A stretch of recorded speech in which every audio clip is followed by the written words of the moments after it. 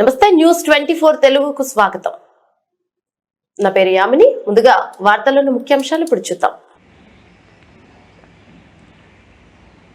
ఢిల్లీలో neat paper లీకేజీకి నిరసన తెలుపుతున్న విద్యార్థిపై లాఠీచార్జ్ చేయడం, వారికి మద్దతుగా శాంతియుత ధర్నా చేసిన కాంగ్రెస్ అగ్రనేత రాహుల్ గాంధీని అక్రమంగా అరెస్ట్ చేయడాన్ని ఖండిస్తూ నిడదవోలు నియోజకవర్గ కాంగ్రెస్ పార్టీ ఆధ్వర్యంలో అంబేద్కర్ విగ్రహం వద్ద నిరసన ధర్నా నిర్వహించారు.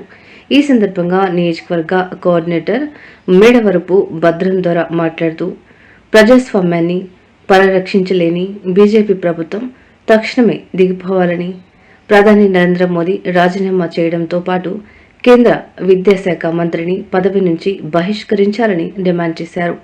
ఈ కార్యక్రమంలో కాంగ్రెస్ నాయకులు చిన్న మురళీకృష్ణ, అగర్వాల్, హీరలాల్, దారపరెడ్డి, సుజాత, కాకి కిషోర్, బండి అభిషక్తుడు, షేక్ బషీర్, మహమ్మద్ అన్వర్ ఖాన్, పుచ్చకాయల వరప్రసాద్, మహమ్మద్ జమీర్ ఖాన్ తదితరులు పాల్గొన్నారు.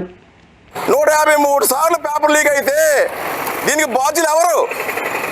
తక్షణమే central home minister Amit Shah గారు, విద్యాశాఖ మంత్రి ధర్మేంద్ర గారు వెంటనే రాజీనామా చేయాలి. అలాగే నిన్న బూటు కాళ్ళతో తన్ని లాఠీచార్జ్ చేసిన పోలీస్ అధికారుల మీద తక్షణమే చర్యలు తీసుకోవాలి.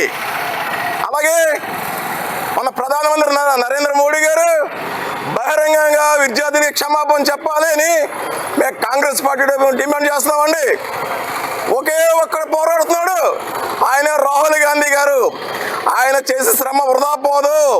ఈ దేశానికి భవిష్యత్తు ఉండాలన్నా, ఈ విద్యార్థులకి రాబోయే తరంలో కూడా మంచి భవిష్యత్తు ఉండాలన్నా ఒక రాహుల్ గాంధీ గారితో అది తీరుతుందని చెప్పి మేము గట్టిగా నమ్ముతున్నామండి. ఈ సందర్భంగా జంతర్ మంతర్ దగ్గర జరిగిన దానికి ఒక నిడదలే కాదండి, దేశం అంతా కూడా అట్టడుగుపోతుంది.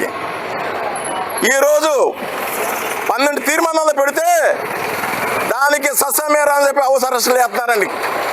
దీనికి అంతా బాధ్యులు బీజేపీ గవర్నమెంట్. తక్షణమే బీజేపీ గవర్నమెంట్ని బర్తరఫ్ చేయాలని చెప్పి మేము కాంగ్రెస్ పార్టీని డిమాండ్ చేస్తామండి. జై కాంగ్రెస్, జై కాంగ్రెస్. మరి నిన్న రాహుల్ గాంధీ గారిని స్టూడెంట్స్ కోసం పోరాడుతుంటే పోలీసులు బూటుకాలతో తన్నుకుండా లాక్కెళ్ళారండి. ఏమండి, ప్రతిపక్ష నాయుడికి మాట్లాడే హోదా ఎవరా? అలాగే స్త్రీమూర్తిని చూడకుండా